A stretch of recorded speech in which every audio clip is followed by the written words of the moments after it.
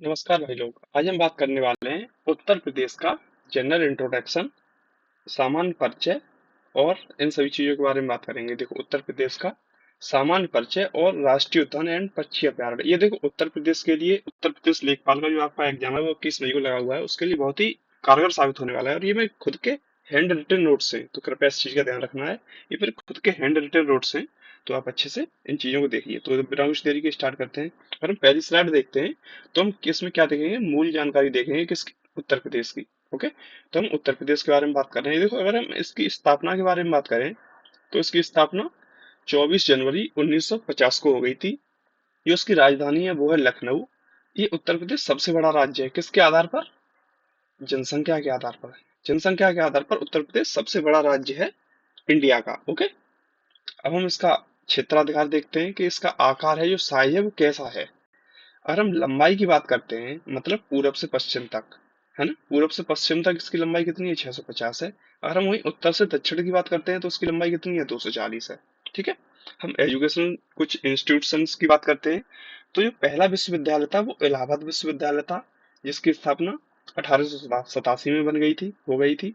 और सबसे बड़ा जो आवासीय विश्वविद्यालय है, देखो, ये पहला विश्वविद्यालय कौन सा? इलाहाबाद विश्वविद्यालय। ओके, पर आवासीय विश्वविद्यालय है वो है बीएचयू, बनारस हिंदू यूनिवर्सिटी। ठीक, कोई दिक्कत नहीं होगी यहाँ पर, आप यहाँ तक आपको। अब हम इसकी स्थिति लोकेशन के बारे में बात करते हैं। जो लैंगिट्यूड, लैटिट्यूड और एल्टीट्यूड्स होते हैं, तो अक्षांश और देशांश। देखो, जो अक्षांश है वो 23 डिग्री 52 है, 23 डिग्री 52 से लेके 30 28 तक है। ओके, वही हम देशांतर की बात करते हैं तो 77 से लेके 84 तक है। इसमें आपको सिंपल सा एक थोड़ी सी चीज याद रखनी है। देखो, इन दोनों का डिफरेंस भी लगभग लगभग 7 आ रहा होगा आपका, और इन दोनों का डिफरेंस भी 7 आ रहा होगा, तो आपको ऑप्शन से एलिमिनेशन करने में बहुत ही आसानी होगी कि दोनों का डिफरेंस 7 देख लीजिए, 23 से 30 तक देख लीजिए, यहाँ पर 77 से 84 तक देख लीजिए, तो दोनों का डिफरेंस अप्रोक्स 7 ही आ रहा है। ओके, अब हम क्षेत्रफल की बात करते हैं तो उसका क्षेत्रफल इतना दिया गया है। ओके, ये क्या है? भारत का चौथा राज्य है क्षेत्रफल की दृष्टि से। सबसे बड़ा राज्य आपको पता ही होगा कौन सा है? राजस्थान। ओके, कौन सा है? सबसे बड़ा राज्य क्षेत्रफल की दृष्टि से राजस्थान है। ओके, अब एडमिनिस्ट्रेटिव प्रशासनिक जानकारी के बारे में बात करते हैं तो इसमें जिले कितने हैं? 75। 75 इसमें जिले हैं। मंडल कितने हैं? 18। तहसील कितनी है? 350। ओके, ये तो बेसिक जानकारी है, जनरल इंट्रोडक्शन है।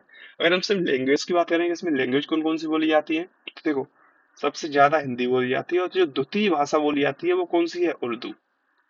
सबसे ज्यादा तो हिंदी बोली जाती है आपकी यूपी में। ओके, और दूसरी कौन सी बोली जाती है? उर्दू। कोई दिक्कत नहीं होगी यहाँ पर। अब हम बाउंड्रीज की बात कर लें तो देखो, आपको पता होगा कि ये 8 तो राज्यों से, है ना, 8 स्टेट से अपनी बाउंड्री शेयर करती है, और एक यूटी से बाउंड्री शेयर करती है, और एक है वो कौन है? कंट्री, है ना, ये कंट्री से अपनी बाउंड्री शेयर करती है। अब देखो, उत्तर में ये उत्तराखंड, हिमाचल प्रदेश और नेपाल से बाउंड्री शेयर करती है, ये तो एक कंट्री हो गई आपकी। ओके, पूर्व की बात करें तो बिहार और झारखंड से अपनी बाउंड्री शेयर करती है। पश्चिम की बात करें तो हरियाणा, दिल्ली और राजस्थान से अपनी बाउंड्री शेयर करती है, ये अपना एक यूटी हो गया। ओके, दक्षिण की बात करें तो मध्य प्रदेश और छत्तीसगढ़ से अपनी बाउंड्री शेयर करती है। कोई दिक्कत नहीं होगी यहाँ तक। अब हम पॉलिटिक्स की बात करते हैं कि पॉलिटिकल क्या क्या चीजें दी गई है इसमें। तो देखो, इसमें जो लोकसभा सीटें हैं वो 80 है। इसमें एज इट इज ऐसे ही क्वेश्चन फंसे हुए हैं कि उत्तर प्रदेश में लोकसभा की सीटें कितनी है, तो 80 कर देंगे आप। राज्यसभा की सीटों की बात करें तो कितनी है? 31, 31 है। वहीं हम विधानसभा की सीटों की बात करते हैं तो कितनी है? 403 है। विधान परिषद की सीटों की बात करते हैं तो कितनी है? 100। हम अर्बन बॉडीज यानी कि नगर निकाय की बात करते हैं तो उत्तर प्रदेश में जो नगर निकाय है वो कितने हैं? 17 है। नगर पालिका कितनी है? 200 है। और नगर पंचायत कितनी है? 518। ओके, इस तक, इस में आपको शायद ही कोई दिक्कत हुई होगी। अब देखो, हम छोटी बड़ी चीजें देख लेते हैं। देखो, इसमें क्विक पॉइंट्स क्या है कि जो सब उत्तर प्रदेश का सबसे बड़ा जिला है एरिया वाइज, किस wise? Area wise. Okay, area wise सबसे बड़ा जिला कौन सा है? लखीमपुर खीरी। वही हम सबसे छोटा जिला देख लें एरिया वाइज, सबसे छोटा जिला कौन सा है? हापुड़। कौन सी सीमा से, कौन से कंट्री की सीमा से उत्तर प्रदेश अपनी बाउंड्री शेयर करता है, तो वो कौन सी है? नेपाल। ओके, कौन सी है? नेपाल। कोई दिक्कत नहीं होगी। ओके, अब हम आगे आगे अगली स्लाइड देखते हैं। अगली स्लाइड में क्या क्या दिया गया है। देखो, इसमें दिए गए हैं governor generals of Uttar Pradesh के कौन से गवर्नर रहे हैं, और जो फर्स्ट फर्स्ट रहे हैं, मतलब first CM, first governor, first women governor, ये सारी चीजें दी गई हैं। तो इसमें देखो, अगर हम फर्स्ट गवर्नर की बात करते हैं तो सरोजिनी नायडू थी, सरोजिनी नायडू थी। और यही पहली फीमेल गवर्नर भी थी। कौन? पहली फीमेल गवर्नर भी थी, ये आपको याद रखना है। ओके। सबसे ज्यादा बार, जो सबसे मैक्सिमम टेन्योर है राज्य, वो जो उसका राज्यपाल का, गवर्नर्स का, वो कौन से? मोहम्मद सफीन कुरैशी और बीएल जोशी, ये दोनों ही दो दो बार बने हुए हैं। ओके। प्रथम चीफ मिनिस्टर की बात करते हैं तो गोविंद वल्लभ पंत थे। प्रथम डिप्टी चीफ मिनिस्टर की बात करते हैं तो चौधरी चरण सिंह थे। पहली महिला सीएम की बात करते हैं तो सुचित्रा कृपलानी थी। इनका टेन्योर भी कभी कभी पूछ लिया जाता है। टेन्योर आपको याद करना है, कितना है? 1963 से लेके 1967 तक। ओके। वही हम फर्स्ट प्रेसिडेंट रूल कब लगा था? तो 17 फरवरी 1968 को लगा था, से 2 फरवरी 1969 तक लगा था। अप्रोक्स 1 ईयर तक रहा था, ये ध्यान रखना है आपको। सबसे कम आयु के मुख्यमंत्री, यंगेस्ट सीएम कौन से हैं? अखिलेश यादव ही 38 साल की उम्र में बन गए थे। सबसे ज्यादा बार टेन्योर मायावती का था, 4 बार। बट अब किसका हो गया है? योगी, योगी जी का। ओके। पहला जैन बॉटनिकल पार्क कौन सा है? बकरी तालाब, जो कि लखनऊ में है। एशिया का first DNA bank, biotech park, Lucknow. First film city, Noida, Gautam Buddh Nagar में बनाई जा रही है। फर्स्ट चीफ जस्टिस कौन थे? वॉल्टर मॉरन थे, स्वतंत्रता से पहले। और स्वतंत्रता के बाद कौन थे? Vibhushan Malik. Okay. First assembly speaker कौन थे? पुरुषोत्तम Das Tandon. First maximum tenure जो विधानसभा के पद पर रहे थे, वो ये थे। लोकायुक्त कौन से? विधिभूषण दयाल। ये सारी चीजें आपको दी गई हैं, इसमें आप आसानी से देख सकते हैं। ओके। और ये ध्यान रहे, ये मेरे खुद के हैंड रिटन नोट्स हैं। अब देखो, हम इसमें देखते हुए एनवलप्स और कुछ इंपोर्टेंट फैक्ट्स यूपी के बारे में। देखो, उत्तर प्रदेश का जो राज्य चिन्ह है ना, राज्य चिन्ह नहीं, राज्य चिन्ह, वो 1938 को उसको स्वीकृति दी गई थी, मतलब अडॉप्ट किया गया था 1938 को। ओके। इसमें क्या है? 2 मछलियां हैं और एक बो एंड एरो है। ओके। देखो, 2 मछलियां अवध व मुस्लिम शासन का एक प्रतीक थी। जो तीर धनुष थे, वो हिंदू शासन श्री राम के प्रतीक थे। आपको पता होगा श्री राम के पास तीर धनुष हमेशा ही रहते थे। और 3 तैरतवान गंगा यमुना का प्रवाह दिखाया गया है। ये आपको दिखाया गया होगा, ये कुछ ऐसा बना होता है ना। और इसमें मछलियां होती हैं यहाँ पर कुछ ऐसे करके। तो राजकीय पशु कौन सा है? बारहसिंगा है। राजकीय वृक्ष कौन सा है? अशोक। राजकीय पक्षी कौन सा है? सारस, जिसको हम क्रोन भी बोलते हैं। ओके। अवध में क्रोच बोलते हैं इसको। अब हम आगे देखते हैं। इसमें उत्तर प्रदेश में 7 डिविजन्स दिए गए हैं। सबसे पहले आगरा है, अलीगढ़ है, प्रयागराज है। ओके। ये सारी चीजें आप देख सकते हैं। आजमगढ़ है, बरेली है, बस्ती है, देवी पाटन है। ओके। अब हम वही अयोध्या, गोरखपुर में 4 जनपद आते हैं, झांसी में 3 जनपद आते हैं, कानपुर में 6 जनपद आते हैं, लखनऊ में 6 जनपद आते हैं, और मेरठ में भी 6 जनपद आते हैं। ये सारी चीजें आप देख सकते हैं। इसमें हम जनपद भी दिए गए हैं। देखो, जो फैजाबाद है, इसमें 5 जनपद कौन कौन से आते हैं? अयोध्या, सुल्तानपुर, बाराबंकी, अम्बेडकर नगर और अमेठी। ओके। हम गोरखपुर की बात करते हैं तो गोरखपुर, महाराजगंज, देवरिया, कुशीनगर, ये सारे आते हैं। झांसी की बात करते हैं तो झांसी, ललितपुर, जालौन, ये आते हैं। वहीं हम कानपुर की बात करते हैं तो कानपुर नगर, कानपुर देहात, इटावा, फर्रुखाबाद, कन्नौज और औरैया, ये आते हैं। लखनऊ की बात करें तो लखनऊ, उन्नाव, रायबरेली, सीतापुर, हरदोई, लखीमपुर खीरी। मेरठ की बात करते हैं तो मेरठ, गाजियाबाद, बुलंदशहर, गौतम बुद्ध नगर, बागपत और हापुड़। अब देखो, ये जो हापुड़ है वो क्या है? एरिया वाइज देखे, एरिया वाइज स्मॉलेस्ट है। Okay. Area wise smallest district है ये आपका, कोई दिक्कत नहीं होगी यहाँ पर। ओके। अब हम जनपदों की संख्या देखते हैं। देखो, ये दिए गए हैं जनपद, ये सारे आपके। इसमें देखो, आगरा में 4 हैं। कौन से? आगरा, मथुरा, फिरोजाबाद और बरेली, सॉरी मैनपुरी। अलीगढ़ में अलीगढ़, एटा, हाथरस, कासगंज। प्रयागराज में देखें तो प्रयागराज, फतेहपुर, प्रतापगढ़, कौशाम्बी। कौशाम्बी इसको हिंदू, सॉरी बौद्ध और जैन दोनों का तीर्थ स्थल माना जाता है कौशाम्बी को। ये भी क्वेश्चन पूछा गया है, तो इसको आपको ध्यान रखना है। आजमगढ़ में आजमगढ़, मऊ और बलिया। बरेली में बरेली, बदायूं, शाहजहांपुर, पीलीभीत। बस्ती में बस्ती, सिद्धार्थ नगर, संत कबीर नगर, देवी पाटन में, बलरामपुर, गोंडा, बहराइच और श्रावस्ती। इसमें टोटल कितने उत्तर प्रदेश में 75 जनपद हैं, ये आपको ध्यान रखना है अच्छे से। ओके, अब हम वही आगे देखते हैं। आगे देखो, राज्य के संपूर्ण वन क्षेत्र का लगभग 1/3। अब हम ये किस पे आ गए, हम आ गए national park, bird sanctuary, zoological park और बर्ड लाइफ कंजर्वेशन, इन सभी चीजों के बारे में बात करने वाले हैं। देखो, जो संपूर्ण राज्य है ना, इसका 1/3 भाग वन्यजीव संरक्षण संरक्षण अधिनियम नियंत्रण में है। हम इसमें देखते हैं, उत्तर प्रदेश राज्य द्वारा जैव विविधता का संरक्षण तथा संसाधनों के अनुकूलता प्रयोग के लिए केंद्र सरकार के साथ मिलकर राज्य जैव विविधता ने जैव जैव विविधता बोर्ड निधि का गठन किया गया था 2007 और 8 में, है ना। अब देखो, उत्तर प्रदेश में कौन कितने हैं ये देखते हैं हम। तो एक तो नेशनल पार्क है, सिर्फ उत्तर प्रदेश में एक ही नेशनल पार्क है, और उस नेशनल पार्क का नाम क्या है, बताइए आप। दुधवा नेशनल पार्क क्या है, दुधवा नेशनल पार्क है। ओके, और ये आपका है कहाँ, लखीमपुर खीरी में। ये आपका लखीमपुर खीरी में है। 12 बर्ड लाइफ सेंचुरीज हैं, 13 बर्ड सेंचुरी हैं, 3 जूलॉजिकल पार्क हैं, 24 बर्ड लाइफ कंजर्वेशन सेंटर्स हैं। ये आपको ध्यान रखना है। अब देखो, राष्ट्रीय उद्यान की बात करते हैं तो 1969 में दुधवा पशु विहार के रूप में दुधवा राष्ट्रीय उद्यान की स्थापना की गई थी।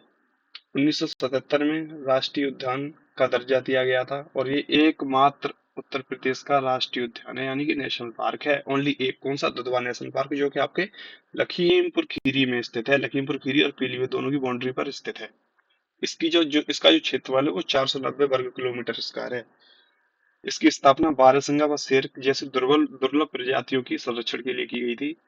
ये 1987 से 88 में भारत सरकार ने दुधवा नेशनल पार्क को बाघ परियोजना यानी कि प्रोजेक्ट टाइगर रिजर्व के लिए शामिल किया गया था। ये भी क्वेश्चन पूछा गया है आपसे कि कौन सी सन में जो दुधवा नेशनल पार्क था इसको प्रोजेक्ट टाइगर रिजर्व के लिए कब संरक्षित किया गया था। तो 1987 से 88 तक, इस सन में इसको प्रोजेक्ट टाइगर रिजर्व के लिए संरक्षित किया गया था। ओके, और ये सारी चीजें। अब हम वन्य जीव विहार के बारे में करते हैं, तो ये वर्ष 1976 में 42वें संविधान संशोधन से, यानी कि आपको पता होगा, इसको मिनी कॉन्स्टिट्यूशन भी बोलते हैं, है ना। क्योंकि इसमें इतने सारे संविधान संशोधन किए गए थे, कॉन्स्टिट्यूशनल अमेंडमेंट्स किए गए थे, बहुत सारे। तो ये भी आपको याद रखना है कि 1976 में 42वां संविधान संशोधन था। इसको वन्य एवं वन्य जीव अभ्यारण्यों के लिए इसको बनाया गया था, और इसमें वर्तमान में 12 वन्यजीव विहार है। हस्तिनापुर वन्यजीव अभ्यारण्य राज्य का सबसे बड़ा है।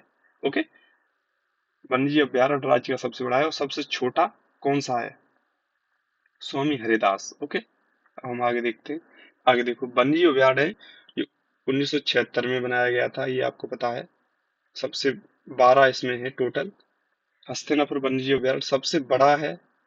ओके, और महावीर स्वामी वन्यजीव अभ्यारण्य सबसे छोटा है। अब इसमें सारी चीजें दी गई है। देखो, वन्यजीव अभ्यारण्य के बारे में बात करते हैं, तो जो चंदौली है, चंदौली वन्यजीव अभ्यारण्य, सॉरी, चंद्रपुरा वन्यजीव अभ्यारण्य चंदौली में है, और इसमें इतने सारे जीव हैं। किशनपुर लखीमपुर खीरी में है, कटरडिंगा बाग बहराइच में है, रानीपुर चित्रकूट में है, महावीर स्वामी वन्यजीव अभ्यारण्य ललितपुर में है, और राष्ट्रीय चंबल ये आगरा इटावा, चंबल नदी आपको पता ही होगा आगरा इटावा में बहती है, तो ये मोस्ट प्रोबेबली वहीं होगा। ओके, कैमूर वन्य जीव विहार मिर्जापुर एवं सोनभद्र में है। हस्तिनापुर वन्य जीव विहार मेरठ, मुजफ्फरनगर, बिजनौर, ज्योतिबा फुले नगर, ये इसमें है। ये सारी चीज जो मैंने ये हाईलाइट कर दी है, आपको यही याद करने हैं मोस्ट प्रोबेबली, और यही आ जाएंगे जहाँ तक लगता है मुझे। ओके, अब देखो, इसमें सबसे बड़े और छोटे मैंने बताए थे कि हस्तिनापुर वन्यजीव अभ्यारण्य कहाँ है, ये है। ये कौन कौन सी किस किस की बाउंड्री को टच करता है, ये आपको याद रखना है, और इसका क्षेत्रफल कितना है वो सारी चीज आप देख लीजिए। देखो, हस्तिनापुर मेरठ, मुजफ्फरनगर, बिजनौर, ज्योतिबा फुले नगर, ये 1886 में। ओके, अब हम सबसे छोटे की बात करते हैं, तो महावीर स्वामी वन्यजीव अभ्यारण्य कहाँ है, ये है महावीर स्वामी वन्यजीव अभ्यारण्य, कहाँ पर है, ललितपुर में है ये। ओके, और इसकी जो वो है क्षेत्र कितना है, 5 वर्ग किलोमीटर, है ना। और आगे देखते हैं कुछ। राज्य पक्षी विहार देखते हैं इसमें कि राज्य के पक्षी विहार क्या क्या है। तो ये प्रजातियां हैं, आपको पता है कि इसमें उत्तर प्रदेश में 13 वन्यजीव पक्षी विहार है। अब देखो, लाख बहुसी वन्य पक्षी विहार राज्य का सबसे बड़ा पक्षी विहार है। कौन सा? लाख बहुसी वन्य पक्षी विहार, जो कहाँ पर स्थित है? आपका कन्नौज में स्थित है। वहीं पटना पक्षी विहार की बात करें जो कि एटा में स्थित है, वो सबसे छोटा वन्य पक्षी विहार है। अब देखो, आपको ये याद करना है कि ये बहुत इंपॉर्टेंट हो जाता है, क्योंकि इसको अभी 2026 में ही यूनेस्को वर्ल्ड हेरिटेज साइट का दर्जा दिया गया है 2026 में। तो हो सकता है ये आपके लिए ज्यादा इंपॉर्टेंट हो जाता है, और एक सबसे छोटा भी है, इसलिए और ज्यादा इंपॉर्टेंट हो जाता है। ओके, अब हम इसमें बात करते हैं कि राज्य के जो पक्षी विहार है वो कौन कौन से हैं। ये सारी लिस्ट दी गई है आपको। देखो, जो शहीद चंद्रशेखर आजाद है नवाबगंज पक्षी विहार बोलते हैं, ये कहाँ पर है? उन्नाव में। इसकी स्थापना 2015 में की गई थी। जो समसपुर वन पक्षी विहार है वो रायबरेली में, इसकी स्थापना 1987 में की गई थी। लाख बहुसी बर्ड पक्षी विहार, ये कौन सा है? लार्जेस्ट है ना। अभी हमने ऊपर पढ़ा था, लाख बहुसी वन्य पक्षी विहार जो कि कन्नौज में, ये सबसे बड़ा है। सांडी पक्षी विहारी विहार हरदोई में है, वो 1990 में इसकी स्थापना की गई थी। बखीरा पक्षी विहार संत कबीरदास नगर में है। ओखला, ओखला इंडस्ट्री एरिया आपको पता है कहाँ पे है? गौतम बुद्ध नगर में, नोएडा में। तो ये नोएडा नोएडा में हो जाएगा। समन पक्षी विहार मैनपुरी में हो जाएगा।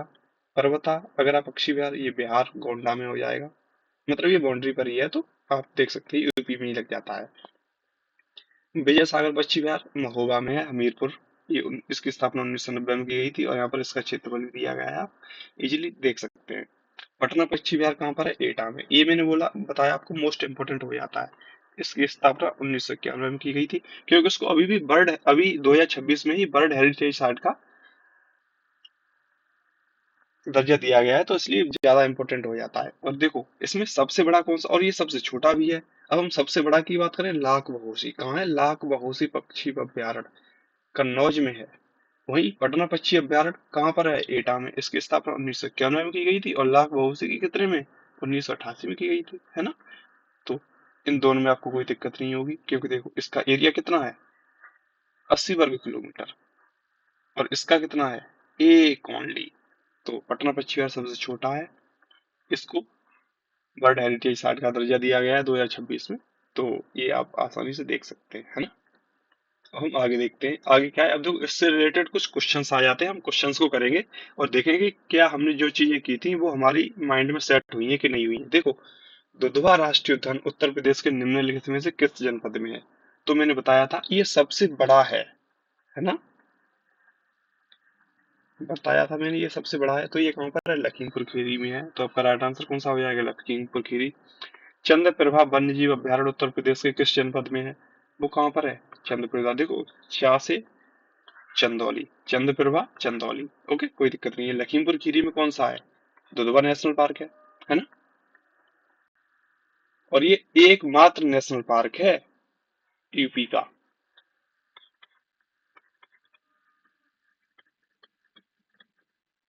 है ना। ये एकमात्र नेशनल पार्क है यूपी का, इस चीज का भी आपको विशेष ध्यान रखना है। अब हम आगे देखते हैं। देखो, in the state envelope of Uttar Pradesh which of the following symbols is not present? Uttar Pradesh के राज्य प्रतीक में निम्नलिखित में से कौन सा प्रतीक मौजूद नहीं है? मछली का जोड़ा, तीर धनुष, नदियों का संगम, या फिर शेर की एक जोड़ी। देखो, ये हैं, वो आपकी नदियां दिखाई दे रही हैं, तो ये वाला तो हो नहीं सकता, है ना। तीर धनुष की बात करें तो तीर धनुष यहाँ पर भी है, तो ये भी नहीं हो सकता। बोल रहा है कौन सा प्रेजेंट नहीं है इसमें, इस चीज का आपको विशेष ध्यान रखना है। मछलियों का जोड़ा, एक मछली, दो मछली, मछलियों का जोड़ा भी है। कहीं आपको शेर की जोड़ी नहीं दिखाई दे रही होगी इसमें। तो राइट आंसर आपका क्या हो जाएगा? A pair of lion present नहीं है एनवलप ऑफ उत्तर प्रदेश में। अब पूछ लेते हैं क्या क्या प्रेजेंट है। तो देखो, a pair of fish present है, बो एंड एरो तीर धनुष प्रेजेंट है, और नदियों का संगम भी प्रेजेंट है ना। ये दिखाया गया है आपको आसानी से, कोई दिक्कत ही नहीं है। तो अगला देखते हैं, अगले में क्या दिया गया है। विच of the following information is incorrect?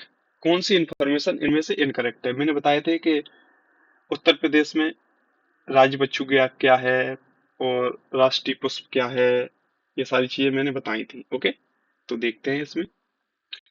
अब हम राज्य पशु की बात करते हैं तो बारहसिंगा है, बताया था, सही बात है। राज्य की पक्षी की बात करते हैं तो सारस एंड क्रेंता राज्य पुष्प की बात करते हैं तो पलाश था। अगर हम वृक्ष की बात करते हैं तो नारियल नहीं था। कौन था? कौन कौन सा था? अशोक, है ना। अशोक था आपका राजकीय वृक्ष। तो राइट आंसर कौन सा हो जाएगा? डी ऑप्शन, अशोक था। अगला क्वेश्चन देखते हैं। Which animal was recently declared as the state aquatic animals of Uttar Pradesh? यहाँ पर आई कर लीजिए आप, है ना। एक्वाटिक एनिमल ऑफ उत्तर प्रदेश, यानी कि हाल ही में किस जानवर को उत्तर प्रदेश का राज्य एक्वाटिक एनिमल घोषित किया गया है? तो चीतल, गैंगेटिक डॉल्फिन, क्रोकोडाइल या रूही फिश।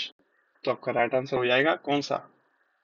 Gangetic dolphin. इसको अभी स्टेट एक्वाटिक एनिमल्स का दर्जा दिया गया है। ओके, तो आज की वीडियो हमारी यहीं तक थी। मिलते हैं अगली वीडियो में, तब तक के लिए बाय। ध्यान रहिए, ध्यान रखिए अपना। ओके, और ये मैं कोशिश करूंगा आपको पर डे 21 तारीख तक, यानी कि 21 तारीख को आपका पेपर है तो 20 तारीख तक मैं पर डे आपके लिए एक क्लास लगाता रहा हूँ, जो कि यूपी स्पेशल होने वाली है और लेखपाल के लिए आपके लिए बहुत ही ज्यादा कारगर साबित होने वाली है। ओके, तो धन्यवाद, मिलते हैं अगली वीडियो में, तब तक के लिए बाय।